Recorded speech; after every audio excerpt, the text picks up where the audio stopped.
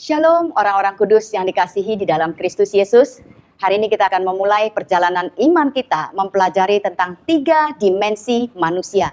Kali ini kita akan masuk ke dalam pengantar pelajaran ini dan kita juga akan melihat pengaruh atau dampak apakah yang akan kita peroleh melalui pembelajaran ini.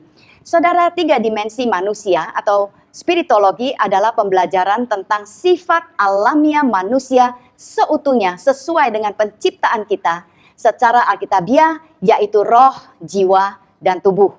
Apakah yang akan kita pelajari? Saudara, kita akan mempelajari tentang 3 sifat alamiah manusia. Kita akan mempelajari fungsi dan cara kerja roh manusia di dalam hubungannya dengan pikiran dan juga tubuh jasmani kita. Kita akan melihat daerah operasi ketiganya secara terinci, di mana pengertian tersebut akan membawa dampak yang sangat luar biasa dalam kehidupan kita, bersama dengan Tuhan, bersama dengan manusia secara mendalam, dan itu melibatkan kehidupan kita sehari-hari. Kita akan mengharmoniskan ketiganya supaya kita mempunyai kehidupan kerohanian yang akan membawa kemuliaan dan membawa kemenangan di dalam kehidupan kita. Saudara, melalui pertolongan Roh Kudus, kita akan mengeksplorasi kekuatan dari manusia roh itu sendiri. Karena di dalam manusia rohlah Roh Kudus menempatkan dirinya, bukan di kepala kita, bukan di pikiran kita, apalagi di dalam daging kita. Tapi Roh Kudus berbicara di dalam manusia roh kita. Di sanalah dia akan memberitahukan, dia akan menuntun, dia akan membimbing, dan dia ingin memanifestasikan dirinya untuk memberi dampak yang luar biasa dalam kehidupan orang-orang percaya.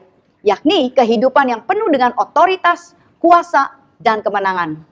Kemenangan yang dimaksudkan di sini bukanlah untuk membuat Anda menjadi terkenal, menjadi populer, tapi akan membawa dampak di mana orang akan melihat adanya kehidupan yang mengalir dari sorga di dalam hidupmu, yang membawa terang dan menjadi garam bagi orang-orang di sekelilingmu. Kita juga akan mempelajari bagaimana kita dapat mendidik, melatih, mengembangkan manusia roh kita agar menjadi yang paling dominan, bukan pikiran manusiawi, apalagi daging kita. Dengan demikian, kita akan menjadi semakin serupa, segambar dengan pencipta kita, yaitu Allah Bapa sendiri. Dan ini akan mempermuliakan Dia. Inilah yang juga akan menjadi kehendak Allah Bapa. Nah, saudara, kita akan melihat teks Alkitab kita pada hari ini, yaitu dari 1 Tesalonika 5 ayat yang ke-23. Dikatakan di sini, semoga Allah damai sejahtera menguduskan kamu seluruhnya, dan semoga roh, jiwa, dan tubuhmu terpelihara sempurna dengan tidak bercacat pada kedatangan Tuhan Yesus Kristus. Nah, saudara, di sini kita melihat ada gambar 2 brankas. Apakah brankas? Brankas adalah tempat menyimpan barang-barang berharga, barang-barang yang bernilai, barang-barang yang penting. Kedua brankas ini, saudara, mungkin tidak mempunyai nilai apa-apa, tetapi apa yang tersimpan di dalamnya itu mempunyai nilai yang sangat luar biasa. Nah, saudara, apa yang tersimpan di dalam brankas itu akan menjadi sia-sia kalau kita tidak bisa mengeluarkannya, kita tidak bisa mengambilnya, dan kita tidak bisa memanfaatkan isi daripada brankas itu. Lalu bagaimana caranya kita bisa membuka brankas tersebut? Untuk itu, kita membutuhkan kombinasi nomor yang tepat, cara memutar yang tepat untuk bisa membukanya. Dan yang bisa membuka brankas itu adalah sang pemilik brankas. Karena dialah yang mengetahui nomor kombinasinya. Haleluya. Nah, saudara, Anda dan saya sudah diberikan Alkitab ini. Ini merupakan firman Allah. Ini merupakan brankasnya Allah yang sudah diberikan kepada kita. Dan kita menjadi pemilik daripada firman Allah sekarang ini. Tetapi saudara, kalau kita tidak pernah mengetahui bagaimana cara membuka firman ini, kita tidak tahu kombinasinya, kita membaca Alkitab dengan pikiran kita akan menjadi malas, kita tidak akan mengerti. Karena di sini ada banyak pikiran manusia, pikiran-pikiran yang lain. Tapi kalau kita membaca Alkitab ini dengan manusia roh kita, maka kita akan mendapat pengertian yang lebih baik. Karena Roh Kudus tidak berkomunikasi dengan pikiran, tapi Roh Kudus berkomunikasi dengan manusia roh kita. Haleluya. Nah, dikatakan di dalam ayat ini terpelihara sempurna dengan tak bercacat. Ini sangat penting, saudara. Apakah yang dimaksudkan dengan terpelihara dengan tak bercacat? Mari kita lihat, saudara. Sempurna dan tak bercacat artinya amat sangat bersih, bebas kritik, bebas dari curiga, bermoral, berbudi luhur, bebas dari kesalahan, lurus, murni, sempurna, tanpa aib, tanpa cacat, tanpa celah, tanpa dosa, tanpa noda, tanpa salah teladan. Inilah yang dimaksudkan dengan sempurna dan tak bercacat. Mungkinkah saudara ini bisa terjadi? Saudara, sekali lagi saya ingin mengatakan kepada Anda, hanya Anda yang tahu bagaimana membuka berangkas itu. Hanya Anda yang tahu bagaimana caranya membuka dan membaca, mengerti Alkitab ini dan menjadi pelakunya. Tapi kalau Anda tidak punya kuncinya, Anda tidak punya nomornya, Anda tidak tahu bagaimana cara membukanya, maka Anda tidak akan pernah mengerti firman Allah. Sekali lagi saya akan katakan, firman ini akan menjadi sangat membosankan, meletihkan kalau kita tidak tahu bagaimana cara membacanya. Nah, saudara, apa yang Alkitab perkatakan itu adalah perkataan Allah sendiri. Kenapa Tuhan menginginkan kita untuk sempurna dan tak bercacat? Karena dalam ayat ini dikatakan Kristus akan datang kembali. Pada waktu dia datang, dia akan menjemput mempelainya. Seorang mempelai adalah seorang yang cantik, seorang yang berkepribadian, seseorang yang mempunyai nilai-nilai yang diinginkan oleh pengantinnya. Oleh karena itu, saudara, untuk menjadi sempurna dan tak bercacat, itu penting. Lalu mungkinkah hal itu bisa terjadi? Saya ingin memberitahukan kepada Anda, apa yang Allah perintahkan kepada kita, artinya Tuhan sudah memberikan jalan. Tuhan tidak akan pernah menyuruh kita melakukan sesuatu dan tidak memberitahukan bagaimana caranya. Karena itu menjadi tidak adil, saudara. Nah, mari kita melihat, Tuhan memberikan kita roh, jiwa, dan tubuh. Nah, pada umumnya orang Kristen hanya mempergunakan jiwa dan tubuhnya saja. Dan jiwa ini, saudara, memiliki pikiran, emosi, dan kehendak. Kalau pikiran ini hanya memakai pikiran manusiawi saja, memakai pikiran intelektual saja, ini akan banyak mencegah kita untuk bisa mengerti apa yang diperkatakan oleh Allah. Saudara, apa yang Anda baca, apa yang Anda dengar setiap hari, itu sangat penting. Karena itu akan mempengaruhi pikiran kita. Dan sayangnya, banyak orang Kristen hanya tinggal pada level pikiran ini. Nah, ini pikiran yang sudah banyak tercemar, pikiran yang sudah banyak dipengaruhi oleh filosofi, ilmu pengetahuan, kesuksesan, dongeng, pengalaman hidup. Dan inilah yang banyak membuat masalah dan kekacauan. Sedangkan yang dikehendaki Allah ialah kita didominasi oleh roh. Dan roh ini perlu diberi makan, yaitu firman Allah. Dan firman Allah itu nanti akan menjadi pikiran kita. Dan ini akan mempengaruhi seluruh kehidupan kita. Haleluya. Nah, saudara, seharusnya orang-orang percaya itu hidup dengan manusia rohnya. Manusia roh harus menjadi yang paling dominan di dalam kehidupan orang-orang percaya. Mari kita melihat bagaimanakah kehidupan Paulus. Saudara, Paulus adalah orang yang sangat terpelajar, orang yang berani, orang yang gigih. Dan Paulus ini orang yang sangat tekun di dalam melayani Tuhan. Tapi bagaimana caranya dia bisa berhasil mencapai garis akhir? Saudara, dengan segala macam kepintaran, keberanian, dan kegigihan Paulus, dia bisa memakai pikirannya sendiri, intelektualnya. Dia mengetahui semua hukum Taurat. Dan dia bisa berhasil kemungkinan. Tapi saudara, di sini kita melihat bahwa Paulus tidak lagi memakai apa yang dia miliki. Bukan kepintarannya, bukan keahliannya, bukan posisinya, bukan juga kehebatannya. Paulus itu sangat hebat dan sangat luar biasa.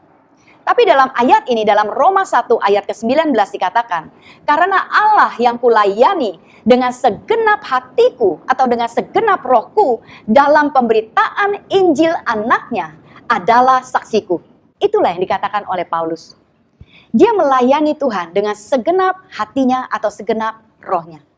Itulah sebabnya saudara, di akhir perjalanan hidupnya, dia dapat berkata, aku telah mengakhiri pertandingan yang baik. Aku telah mencapai garis akhir dan aku telah memelihara iman. Dari mana Paulus bisa mengatakan semuanya itu?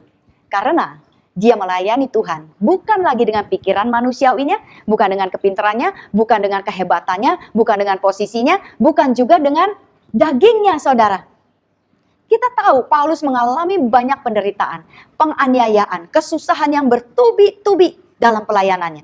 Ditentang, didera, dilempar batu, keluar masuk penjara, digigit ular, dan sampai dia harus dipindahkan dari satu tempat ke tempat yang lain. Dan ini pun tidak membuat Paulus menyerah. Bahkan dia berkata, saudara, pada waktu kami ditindas, kami tidak terjepit. Waktu kami habis akal, kami tidak putus asa. Waktu kami dianiaya, kami tidak ditinggalkan sendirian. Waktu kami dihempaskan, kami tidak binasa.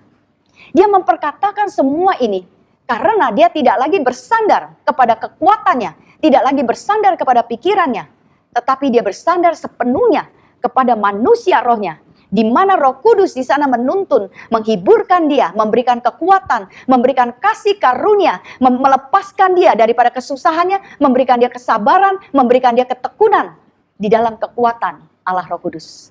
Paulus menempatkan rohnya sebagai yang terutama, tapi dia juga melayani Tuhan secara totalitas, roh, jiwa, dan tubuh. Nah, saudara, inilah kebenaran yang diperkatakan oleh Paulus. Kalau nanti Anda membaca Alkitab setelah pelajaran ini, Anda akan melihat bagaimana Paulus senantiasa berulang-ulang mengajarkan kita tentang manusia roh. Haleluya, kita akan belajar lebih banyak nanti, saudara. Lalu saudara, kita akan melihat juga bagaimana kita harus menata rumah kita. Di dalam Yesaya 38 ayat yang ke-1 dikatakan, sekitar waktu itu Hizkia jatuh sakit dan hampir saja meninggal. Nabi Yesaya, anak Amos, mengunjungi dia dan berkata, Tuhan berpesan supaya Baginda membereskan semua urusan. Sebab Baginda tak akan sembuh, tidak lama lagi Baginda akan meninggal. Nah, saudara, di sini kita melihat bahwa Nabi Yesaya datang mengunjungi Raja Hizkia pada waktu dia sakit dan memberitahukan kepada Raja Hizkia bahwa dia tidak akan sembuh. Dia akan mati. Oleh karena itu dia membawa pesan Tuhan untuk membereskan rumahnya. Nabi Yesaya membawa pesan Tuhan dengan berkata, bereskan semua urusan. Urusan yang mana, saudara? Urusan di dalam kehidupannya. Nah, saudara, membereskan rumahmu itu sangat penting.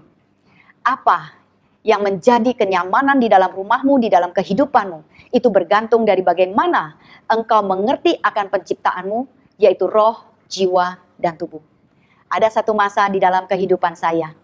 Saudara, saya dulu adalah seorang wanita karier. Saya mempunyai pekerjaan sebagai seorang direktur, di mana kami memulai sebuah usaha, dan saya harus memulainya, saya harus mengatur perusahaan, saya harus merekrut karyawan, saya harus menyusun semua standar operating procedure, saya harus melatih karyawan, saya harus mengajarkan karyawan, saya harus menata seluruh perusahaan dari awal sampai perjalanannya itu. Lalu saya mempunyai 3 orang anak, pada waktu itu mereka remaja, saya harus antar jemput, saya harus mengurus makan mereka, saya masih harus mengurus rumah tangga saya. Semuanya, saudara, begitu membebani saya, sehingga saya tidak punya waktu lagi untuk mengurus perkara-perkara roh. Saya meninggalkan aktivitas rohani saya bersama dengan Tuhan, dan selama 6 bulan saya tidak memiliki damai sejahtera. Saya tidak bisa tidur dengan nyenyak. Kalau saya bangun pagi hari, badan saya terasa capek, saudara. Kepala saya terasa berat. Waktu malam mau tidur, terasa ada beban yang menindih. Saya tidak mempunyai sukacita lagi. Saya jarang tersenyum. Apakah yang terjadi? Yang terjadi adalah, saudara, rumah saya kacau balau. Dan saya mulai membereskan rumah saya. Hari ini saya mengalami sukacita yang luar biasa, damai sejahtera Allah yang luar biasa, dan saya melayani Tuhan sepenuh hati, sepenuh waktu. Haleluya. Nah, saudara, ada 3 kunci kehidupan Kristiani yang berkemenangan. Yang pertama, Anda harus mengenali siapa Tuhan, apa yang dimilikinya, dan apa yang dapat dilakukannya. Saudara, Tuhan bisa melakukan segala sesuatu. Tuhan berfirman, dia memperkatakan segala sesuatu dan dia dapat melakukan segala sesuatu. Apa yang Tuhan perkatakan itu adalah dia. Dan dia adalah apa yang dia perkatakan. Dia akan melakukan apa yang dia perkatakannya. Namun ada satu hal yang tidak bisa dilakukan oleh Tuhan, yaitu dusta. Tuhan tidak dapat berdusta. Karena di dalam dia tidak ada dusta. Itulah sebabnya apa yang Tuhan katakan, apa yang Tuhan miliki, itu dapat dilakukannya. Lalu yang kedua, Anda juga harus belajar mengenali dirimu sendiri, apa yang kau miliki dan apa yang dapat kau lakukan. Alkitab ini memperkatakan kepada kita, siapa diri kita, apa yang kita miliki, dan apa yang dapat kita lakukan. Firman memperkatakannya kepada kita. Identitas kita, kemampuan kita, potensi kita, apa yang sudah Allah berikan kepada kita. Semuanya itu menjadi milik kita dan kita dapat melakukannya. Lalu yang ketiga, saudara, kenali siapa musuhmu, apa yang dimilikinya, dan apa yang tidak dapat dilakukannya. Setan mungkin nampaknya besar, setan mungkin nampaknya bisa menakut-nakuti Anda, setan nampaknya bisa mempengaruhi hidupmu. Dia punya semuanya itu, saudara, karena dia datang untuk menipu, membunuh, dan membinasakan.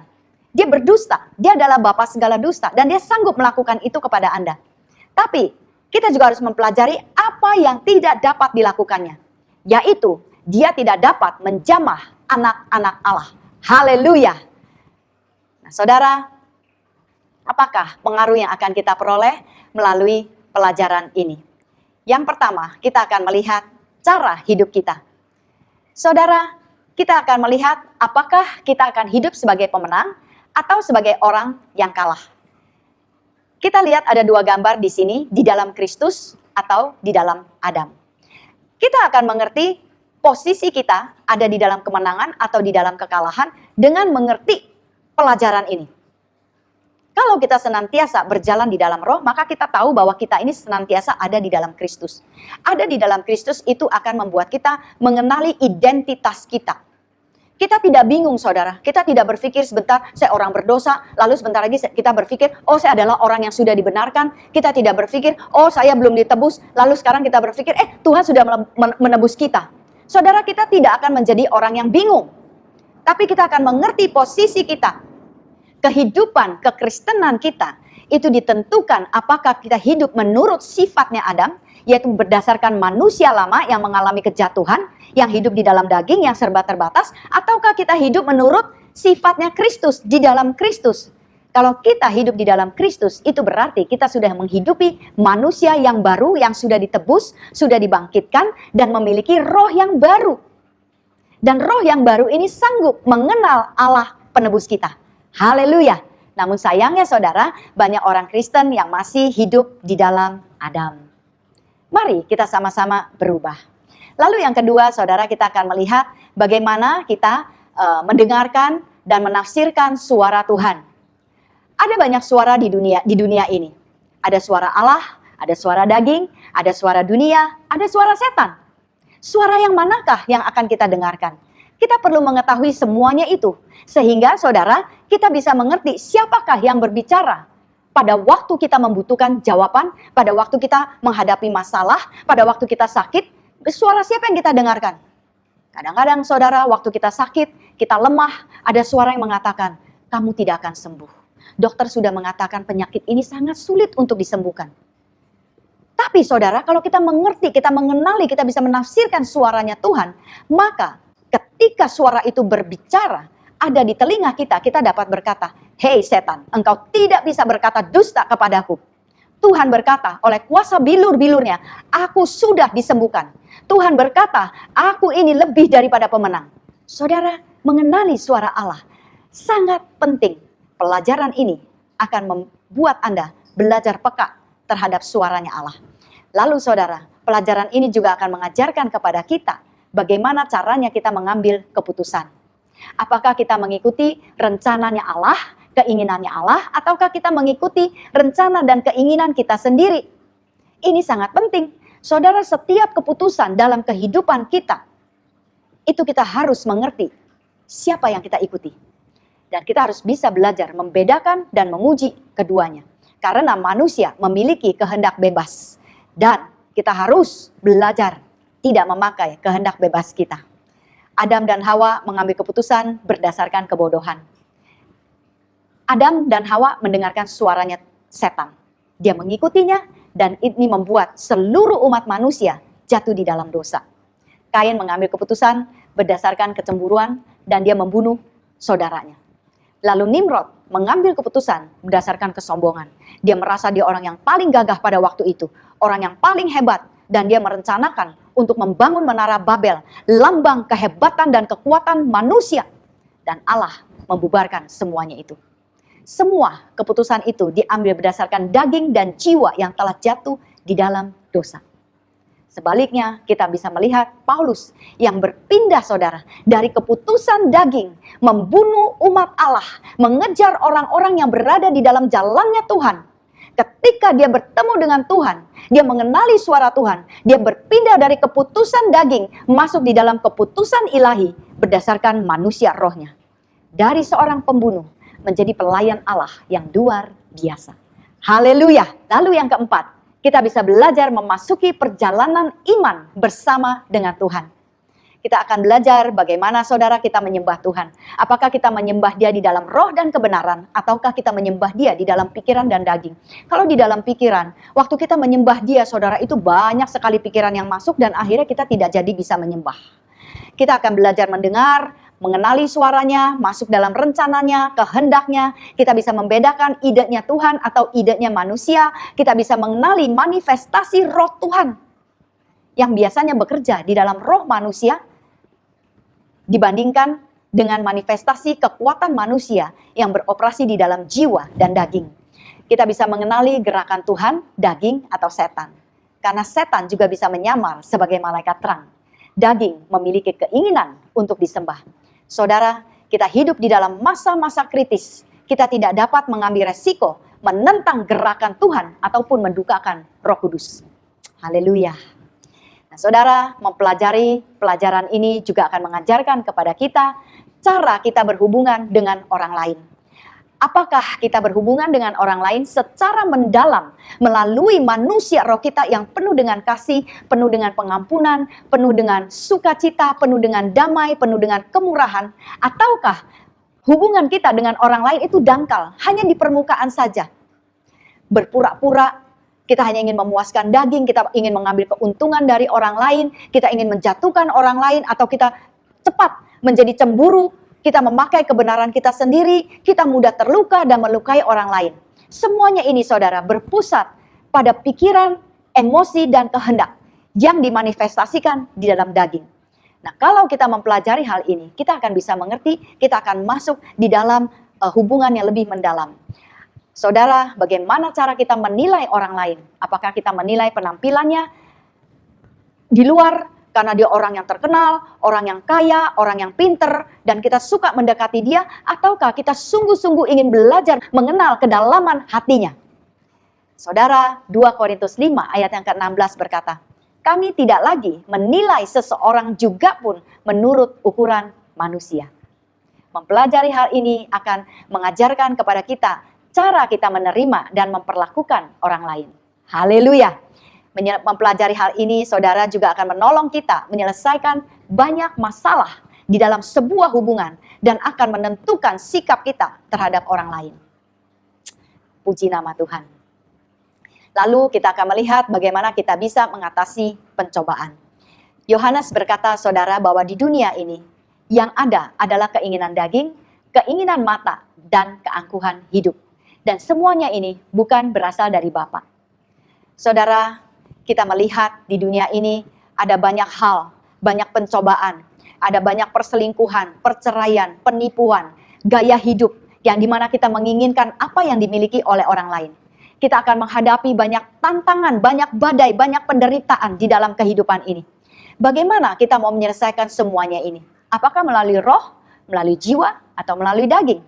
Kalau kita menyelesaikannya melalui jiwa dan daging, maka akibatnya adalah fatal. Akan terjadi kebangkrutan moral, kita akan merasa letih, kita akan merasa lesu, kita akan tertekan, kita akan kehilangan nafsu makan, kita akan kehilangan jam-jam tidur, kita akan kehilangan pengharapan, bahkan kita akan menjadi putus asa. Kita melihat bagaimana murid-murid ketika ada di dalam perahu dan ada badai mendatangi perahu mereka, mereka menjadi ketakutan dan putus asa. Padahal Yesus ada di dalam perahu itu. Saudara, kita mungkin orang yang percaya, kita mempunyai Yesus di dalam hati kita. Tapi kalau kita tidak pernah mengenali di mana daerah operasi kita, ketika kita sedang menghadapi sebuah badai, sebuah tantangan di dalam kehidupan, maka saudara, kita juga akan mengalami ketakutan. Kita akan panik, kita akan menjadi kecewa, kita akan menjadi hilang pengharapan, bahkan juga kita bisa akan menjadi putus asa. Tapi kalau kita menyelesaikannya dengan manusia roh kita akan melihat jalan keluar. Kita akan bertekun, kita akan bersabar, karena manusia roh menanggap perkara-perkara roh. Di sana ada Roh Kudus yang menuntun, membimbing, memberi kekuatan, memberikan gairah, memberikan damai, memberikan sukacita. Saudara, inilah yang akan kita pelajari. Kita mau menguatkan manusia roh kita. Kita mau berjalan dengan manusia roh kita. Kita ingin memberikan dampak di dalam kehidupan kita dengan berjalan bersama-sama dengan manusia roh kita. Karena di sana ada Roh Kudus. Haleluya. Dan yang ketujuh, kita akan melihat bagaimana kita beroperasi dalam karunia-karunia roh. Setiap orang percaya diberikan karunia roh. Dan Allah menginginkan kita belajar peka terhadap karunia yang diberikan itu. Apakah karunia yang ada di dalam kehidupanmu? Saudara, kalau kita tidak pernah mengaktifkan manusia roh kita, maka kita tidak akan pernah tahu karunia apa yang ada pada kita. Apalagi mau mengaktifkannya. Untuk kita dapat mengaktifkan karunia yang ada di dalam manusia roh kita harus kembali ke dalam roh kita. Kita harus menyertakan Roh Kudus bersama-sama dengan kita. Dan kita harus ingat, kalau kita mengaktifkan dengan manusia roh kita tahu karunia Roh Kudus diberikan bukan untuk dipamerkan, bukan memamerkan kehebatan, bukan memamerkan kekuatan kita, tetapi untuk meresponi anugerah Allah, anugerah ilahi yang ada di dalam kehidupan kita. Pembelajaran ini akan menolong kita secara luar biasa untuk hidup secara beres, saudara. Berotoritas, berkuasa, berkemenangan dengan mengerti daerah operasi manusia. Inilah yang akan kita pelajari dalam pembelajaran-pembelajaran yang berikutnya di dalam pelajaran 3 dimensi manusia. Nah, saudara, saya ingin melihat apa yang diperkatakan oleh Bapak Watchman Nee. Bapak Watchman Nee mengatakan memisahkan roh dan jiwa merupakan masalah kepentingan utama. Karena hal ini mempengaruhi secara luar biasa kehidupan rohani orang percaya. Bagaimana orang percaya mengerti kehidupan rohani jika ia tidak tahu sejauh mana ruang lingkup alam roh? Kegagalan membedakan antara roh dan jiwa adalah fatal dalam menuju kedewasaan rohani. Hanya setelah mengetahui apakah roh dan apakah kerohanian, kita dapat berjalan menurut roh. Nah, saudara, kita melihat pendahulu-pendahulu kita, bapak-bapak iman kita. Mereka mengenali kepentingan manusia roh, jiwa, dan tubuh. Bagaimana cara kita memisahkan, bagaimana cara kita memasukinya dan berjalan bersama-sama mengharmoniskan ketiganya. Yang membawa kemenangan, yang membawa otoritas di dalam kehidupan mereka, yang membuat mereka bisa mengenali apakah iman. Bagaimana dengan Anda dan saya? Mari kita ikuti pelajaran yang berikutnya. Tuhan Yesus memberkati. Shalom.